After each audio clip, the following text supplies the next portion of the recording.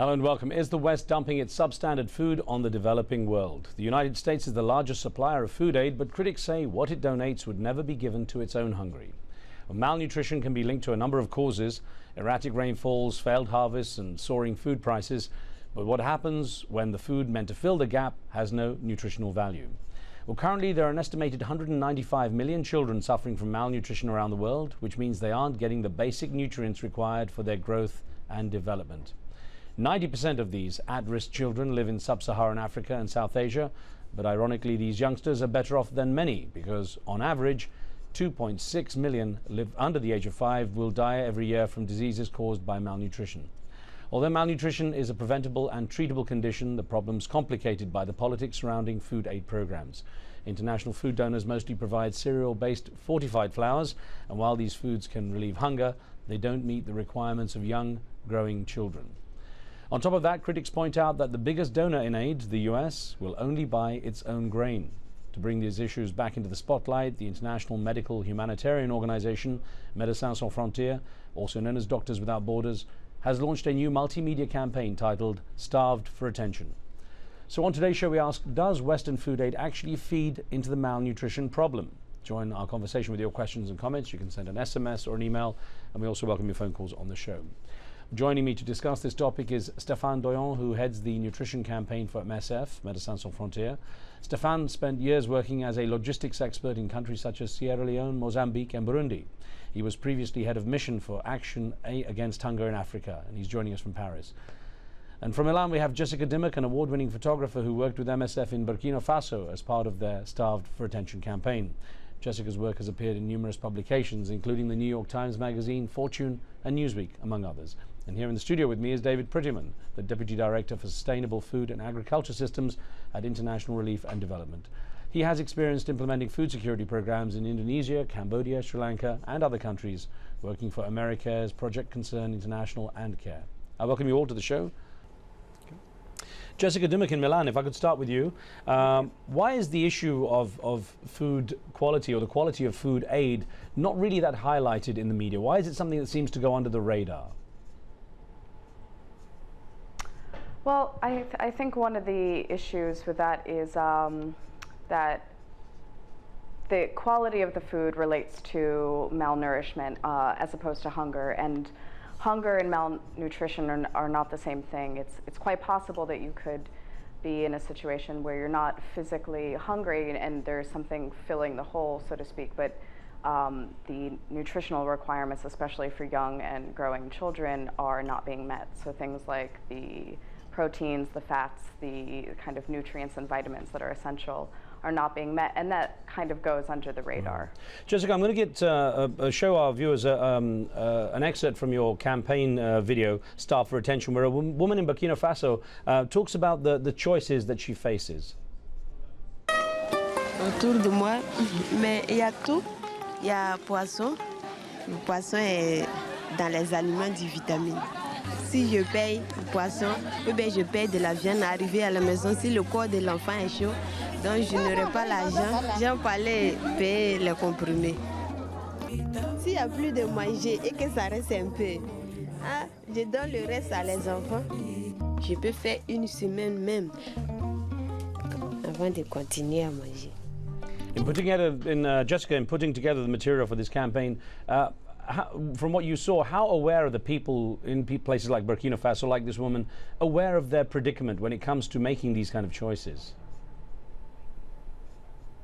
I think that they're extremely aware, and I think it was something very interesting about following Natasha, which is the woman that you see here in the video.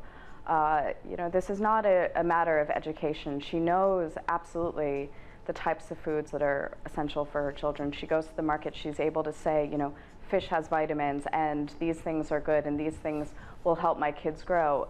The thing that happens is that she's not able to purchase them because she can't afford them. She also has to make some tough choices about whether or not she's going to be able to buy food or save a little bit of money to buy medicine for things such as malaria, which is very common and seasonal in Burkina Faso. And so she has to make a lot of really tough calls as a mother about what she should be using her money for. But given the money or given the right set of tools or opportunities, she would definitely make the right decisions. Stéphane Doyon, if I could bring you in here, given that much of the food aid is ultimately controlled by foreign exporters, what chance is there really of the nutritional standards of food production from the for the developing world actually improving? Well, it's something that we are really fighting for. I think that, I mean, right now there are many changes. You know, the food that is currently being distributed has been engineered something like 40 years ago. Since then, I mean, nutrition has evolved, and now there is much more scientific knowledge. And now everybody agree on the fact that this cereal-based flour are not adequate to feed the very young children, because now we know also that basically the ones that are mostly affected by malnutrition are children under 2 years of age. And they are quite specific because their stomach is small, they need food that is really dense nutritionally, they need animal source food protein, so we are talking about milk, for example. And the food that is provided, now there is really a consensus among nutritional experts, among the agencies of the UN, like the WFP, World Food Programme, or UNICEF, that this food is not adequate. So really what now we are looking for is to make an ultimate pressure to change this, because now that there is a consensus, I mean, it's not possible to continue seeing all this food being dumped in Africa, which is not adequate to feed the young children. So that's what is this campaign about, that's what Starve Attention is about. And we have also a petition online for the people to join us and to sign the petition for the 16th of October during the World Food Day, for us to submit this petition and to really ask the top food aid donors, which is basically the G8 members, to just change this issue, because we can't go on like that. I mean, now there is. Let me bring in David Prettyman here, and good to have you on the show as well, sir. The U.S. I mean, if the U.S. is sending substandard food for the developing world, and we're referring to what Jessica and also Stéphane has referred to here, that malnutrition is different from from hunger.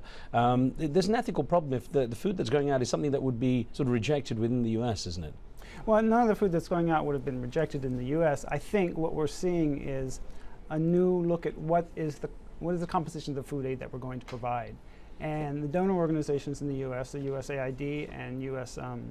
Department of Agriculture, they're looking at that and trying to develop new kinds of products that are more appropriate and will really meet the needs of hungry people around the world. Stéphane was saying a lot of the standards are very old when it comes to the kind of food that's produced for the food aid. Presumably the technology could really improve things, couldn't it?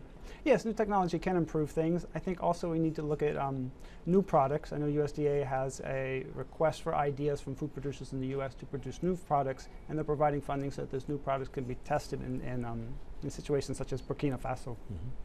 Jessica Dimmock, I'll bring you back in here and ask you about the situation for those people like you were meeting when you were putting together the campaign. When it comes to the standard of food, in terms of what they produce locally and what they're getting in, is the difference such that are they being essentially stifled by the food aid coming in and not being able to produce the kind of on the scale that they should be able to domestically? Should they be able to improve their own homegrown food? Well, there's definitely an issue of kind of a monoculture going on there. So most of what is produced in the region is millet, a fair amount for domestic use, and then also to be sold. So it's definitely an issue where people are on kind of a one grain, one single source type of diet, which is very similar to the types of food aid that comes in, and so there's really no variety. Stéphane, the one thing that food is becoming increasingly, scarce, and there's a worry about the sort of global balance between supply and demand when it comes to food. And I wonder, given that situation, how can we ensure that humanitarian food aid is not just really becoming a part of the international, becoming a part of sort of international business development driven by donor countries? Well, I mean, when we call international food aid to change, it's just because it's not adequate and this needs to be changed. But if you really want to respond to nutrition is affected something like 30 countries, and not even 30 countries, region of these different countries. And what is needed is more a country response that should be supported by donors, because most of these countries need resources, are quite poor, more than an international food aid. So we need to change the system. I mean, what we need is to recognize nutrition as a public health issue, not as only a developmental issue. You have countries like some region in Niger where 60% of the children are undernourished, same in Chad. In India, 40% of the children are having growth failure. So, I mean, when you have this rate of malnutrition, definitely then it's becoming a public health issue. Maybe you know that 1/3 of the 8 million of children that die every year before the age of 5 are malnourished. So it's definitely a public health issue, and we have to exit malnutrition from being something that we only consider as a humanitarian issue in crisis, in conflict, and so on. And that's where Seven come, and we are very happy with the partnership we did with them, because all it is about showing the different face of malnutrition. And then you are seeing, like in Burkina, in Bangladesh, in India, where you have lots of malnutrition, you know, in these countries, that finally you are in stable country. You are in country where it's a recurrent thing that is coming. I mean, every year the only question is what is going to be the intensity of malnutrition this year. Okay, Stefan? But it's not exceptional situation. All right, well, I want to bring in David before we take a break. David Prettyman, an email came in, if I could put to you. And of course, a lot of people are very, I guess, skeptical or sometimes cynical about, you know, when it comes to Western food aid. An email that we got from Paula Serra, which was sent in by Facebook, says, when NGOs distribute food aid to some countries, they target supporters of certain political parties in order to spread an agenda. Are there any mechanisms preventing that kind of, you know, targeting? In my experience with IRD and with other organizations, it's always been very clear that our assistance is for humanitarian purposes. We are not tied to any political agenda. We don't favor any group within a country. If there are people there who are starving and hungry, we will help them. Okay, we're going to take a very short break here then, and I'll get back to more on this issue, more of our discussion when we return. Don't go away. We'll be right back.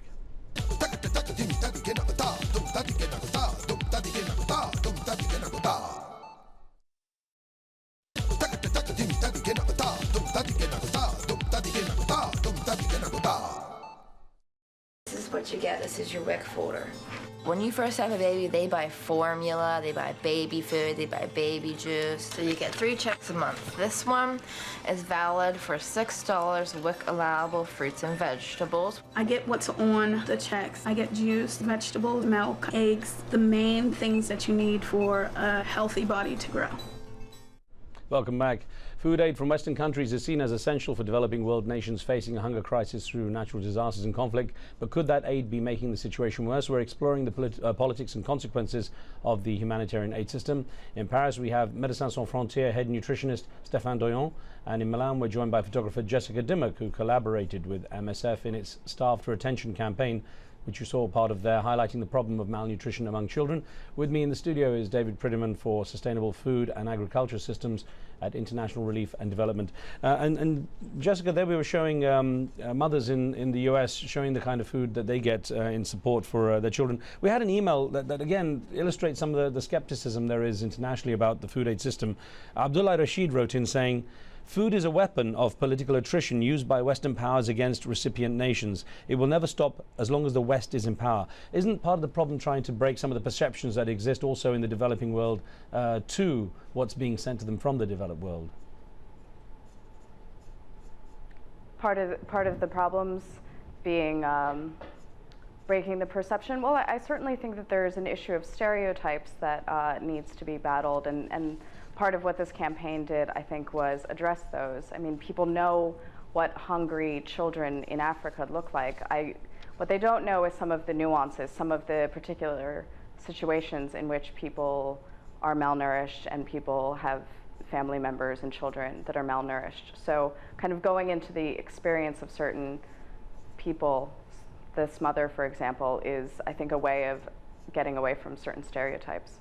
Stefan, I remember covering years ago an effort to try to make people in the developing world much more aware of micronutrient malnutrition. Again, it comes down to the issue of defining malnutrition and nutrition as opposed to just hunger. How much is there an effort to try to increase the awareness of that micronutrient malnutrition, those essential elements that can help the quality of someone's life, irrespective of the actual amount of food to some degree?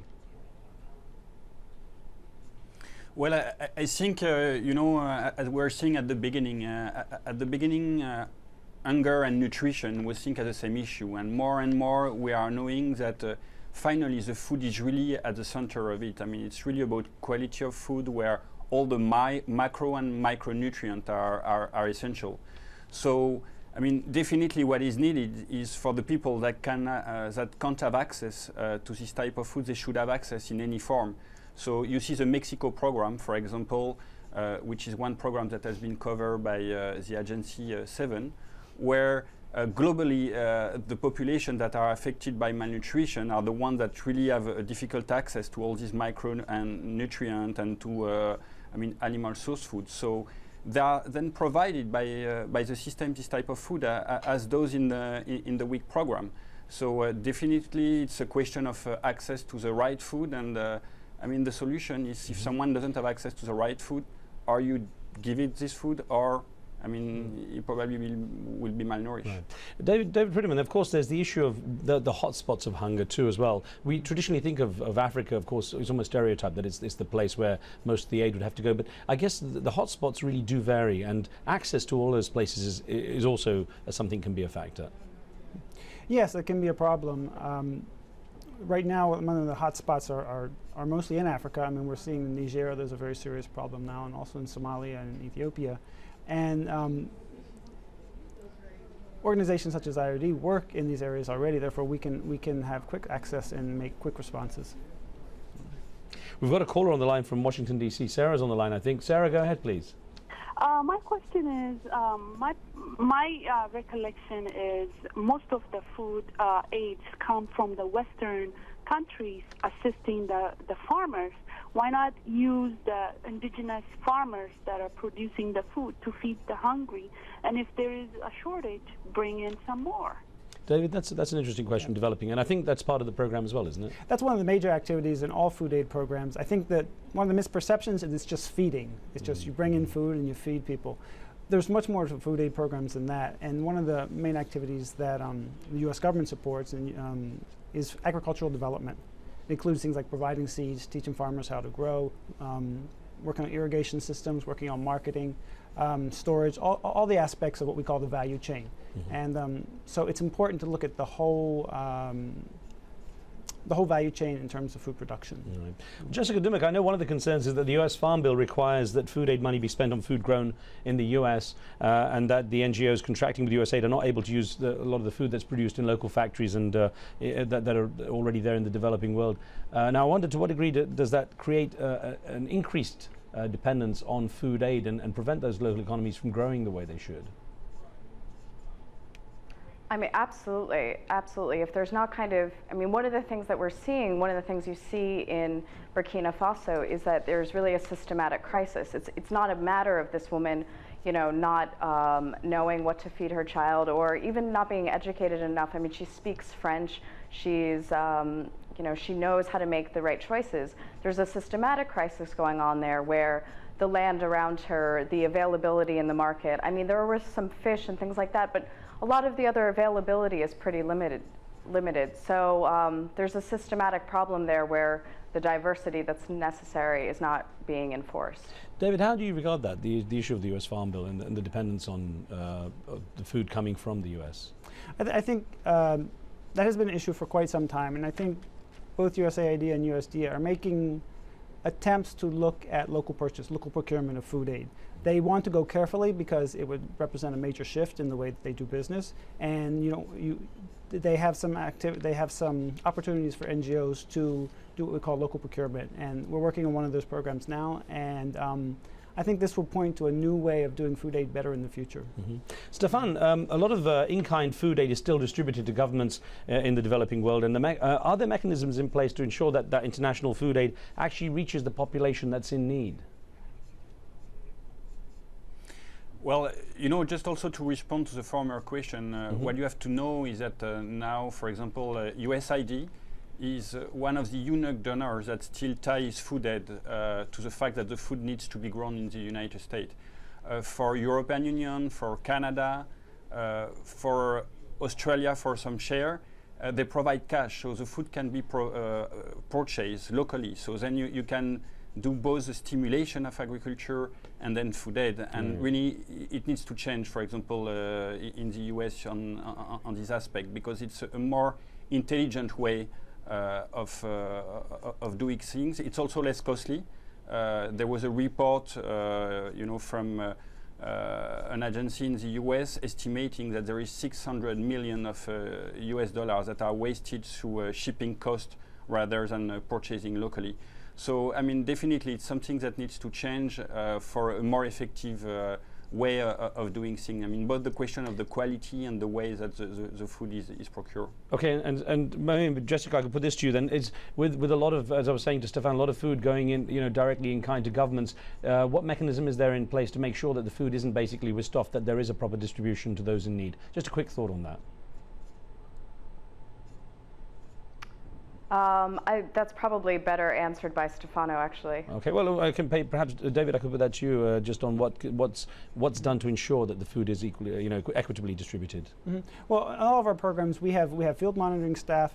We're charged with making sure that the food aid is used properly. We have monitoring and evaluation systems. We have people that go out and visit all the feeding sites.